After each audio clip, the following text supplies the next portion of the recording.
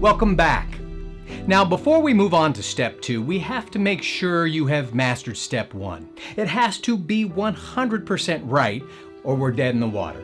So let's take a look at what you came up with on that step 1 list, the one with the columns. Now, I'm willing to bet that your positive column is much shorter than your negative column. Am I right? Now, can you admit that you've lost control over your life due to your disease? If so, repeat after me. Hi, my name is, say your name, and I'm a, name your disease. Now, if you can't say this with absolute conviction, you need to go back and work step 1 until you can. Done? All right, let's move on. Came to believe that a power greater than us could restore us to sanity. Translation? We had to finally admit that God exists and that He alone can bring some order to our chaotic lives. Now, I know what you're thinking. Oh man, God, here we go again with this religious freak stuff. Relax, I get it. The idea of religion sent me running for the hills too. I mean, of all the steps, this one's the trickiest because most of us have spent our entire lives building a tremendous resentment against God. We spent a lifetime dismissing the idea of an old man in the sky, and now we're told that we have to acknowledge that such a being exists in order to straighten out our lives. What a ripoff, right? Now listen, I get it. I've been there. I mean, religion is filled with holier-than-thou, hypocritical bigots, right? I mean, who wants to participate in that kind of an institution? Well, I've got good news for you.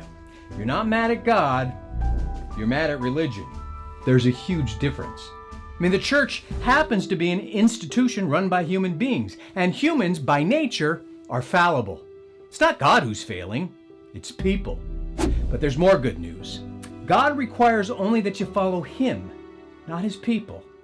Dealing with His followers is in no way a prerequisite for establishing a relationship with God. Now, not to worry, there's another option. Fake it till you make it. You don't have to believe in God with all your heart, mind, and soul in order to continue on to the next step. You just have to try. In order to get through step 2, some people just pick something, anything, to represent God. It could be the ocean, a tree. I mean, even a doorknob becomes their representation of a higher power. They focus their prayer and spiritual comfort on that object until God reveals Himself in His true form. They fake it till they make it. Still, others choose the group as their God. The rooms of recovery become the embodiment of the higher power. Now, a word of warning. A doorknob offers very little in the way of comfort during times of struggle and never answers prayer. In other words, don't expect too much response from a doorknob. And the group, like the church, is comprised of human beings who will inevitably fail you. Now, I'm not knocking these methods. If they manage to introduce you to God, I'm all for it. Just be sure to have realistic expectations when choosing these paths. Okay, now it's time for some step work. Take out a piece of paper and write the answers to these following questions. First, list some experiences in your life that caused you to lose faith in God. Second, what are some of the negative things that could happen if you pray to a higher power on a daily basis, even if you're faking it? What are some positive things that could happen?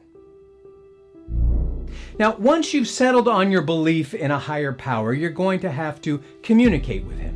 And that's where prayer comes in. Don't worry, prayer is nothing to be scared of. It's just like talking to a friend over coffee. Eyes closed, eyes open, on your knees, driving, whatever. God doesn't care how you talk to Him, just as long as you try. I know. Talking to an imaginary dude in the sky will make you feel like an idiot, right? One question. To what lengths are you willing to go to regain control of your life? Any lengths? It's time to stuff your pride and hit your knees. I mean, God either is or He isn't. He exists or He doesn't. There is no in between. I mean, nobody ever said change would be easy, and trying something new takes work. And this method has worked for millions of people who suffered with the same condition as you. And bottom line, it's time for you to find your higher power and start praying. I mean, just remember, it was your best thinking that got you where you are today. So maybe it's time to give someone else the wheel. See you in step 3.